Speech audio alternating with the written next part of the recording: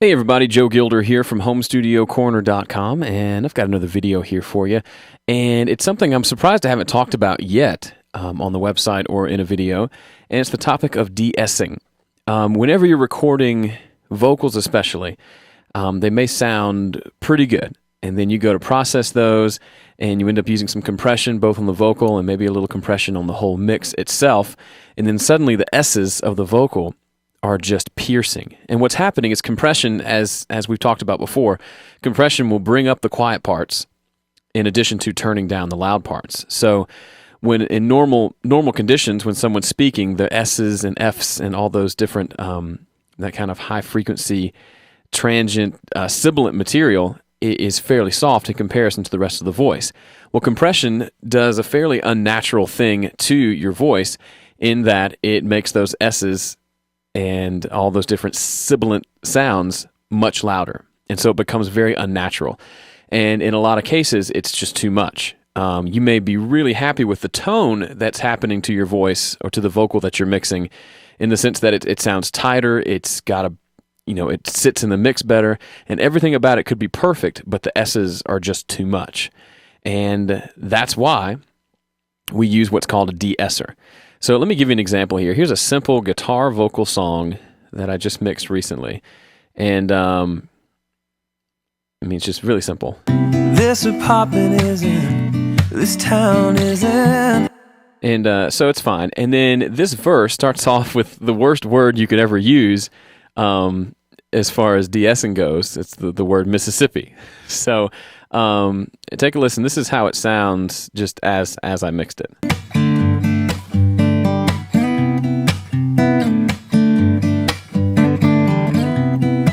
Mississippi,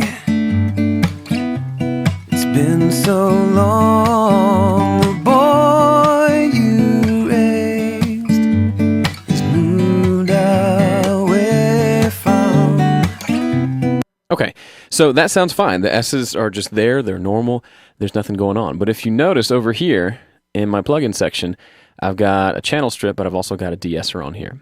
So let me just turn off the de-esser and the channel strip, and we'll solo this vocal, and we'll actually turn off the reverb as well. And just take a listen to, this is just the dry vocal as it was recorded.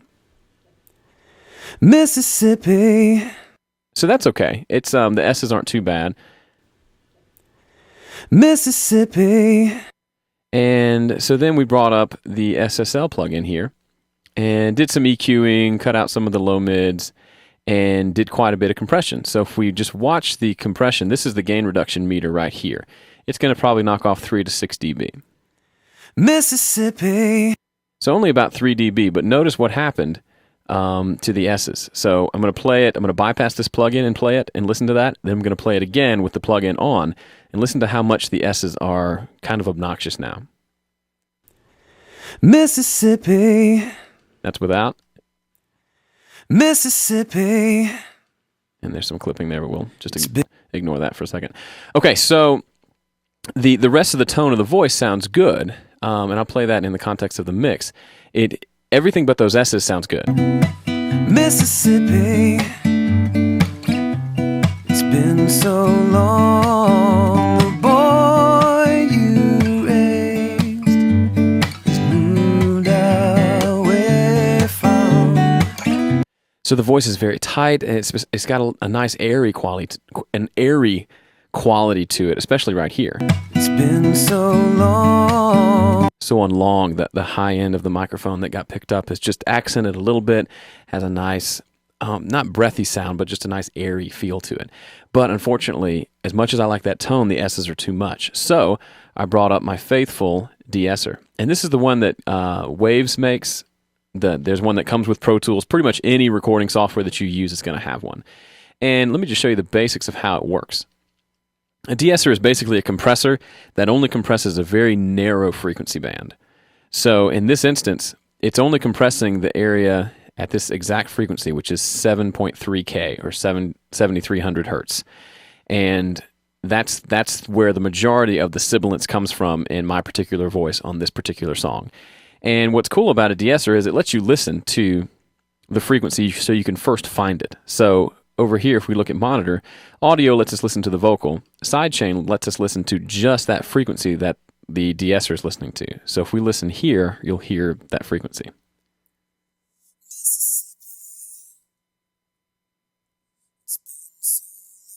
And as we drag this frequency up and down, it was around 7,400. Like down here, you can just hear the differences here. A little bit lower.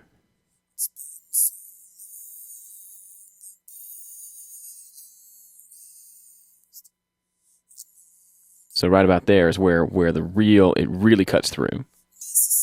Kind of hurts your ears. Okay, so then the only other thing you have to adjust is the threshold. And this is just like a compressor. Whenever that signal, that particular frequency crosses this threshold, it turns it down. And the only other option here is the sidechain. And it's determining whether we just hear that one frequency or everything above that frequency. And you have to just kind of mess around with that.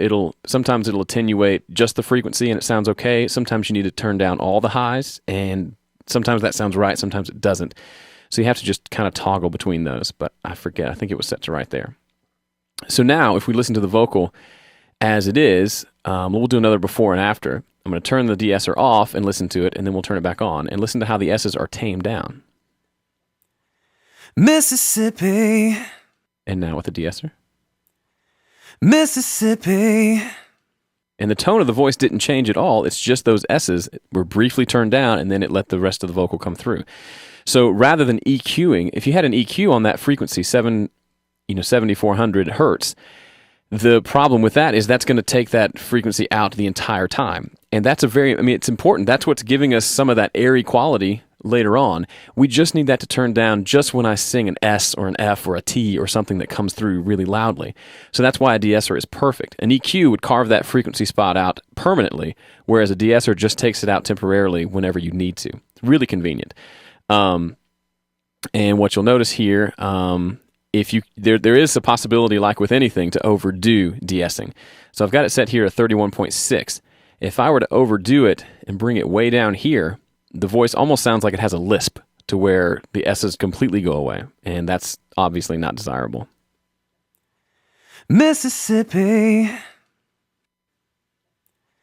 Mississippi. And so it's not super obvious there, but sometimes it can be overdone. So you don't need to overdo it in the way of De-Essing, just enough to where it sounds normal and sounds like it would sound if the person was just standing in front of you singing, because the S's aren't going to be that strong in real life when they're just standing there, but the microphone and the compression combine all that together, and that's what gives you that sound. So what we end up with is a nice smooth performance that does not distract you when you're listening. Mississippi. It's been so long. The boy you raised has moved away from. And there you have it. That's De-Essing. It's a really simple process, and just about everybody out there, if you have some sort of recording software, you probably have a De-Esser plugin in there somewhere. So go check it out and play with it, and I think you'll find it's a very useful tool, and you may find that it works really well on other things besides vocals. But for now, don't be afraid to use a little compression on vocals. If the S's are too much, you can always use a De-Esser to tame those back. But as always, go easy on compression and De-Essing. Whatever you do, don't do too much. You always want to maintain the musicality and the original performance, so just use a little bit here and there, and that'll go a long way. Again, I'm Joe Gilder from HomestudioCorner.com. Thanks for watching. If you have any questions, leave a comment over on the blog at HomestudioCorner.com, and we'll see you again next time.